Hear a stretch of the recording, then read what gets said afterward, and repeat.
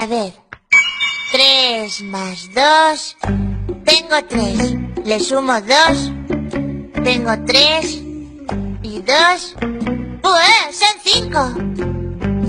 5. Y ahora 7 más 4. 7 más...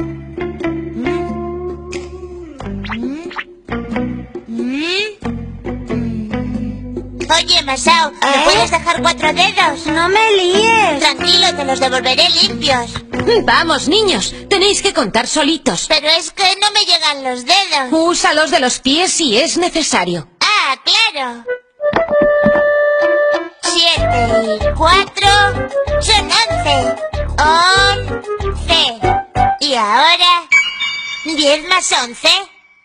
10 más 11. ¡Señor! ¡No desea! Ya sé, 10 y 11 son 21. ¡Pero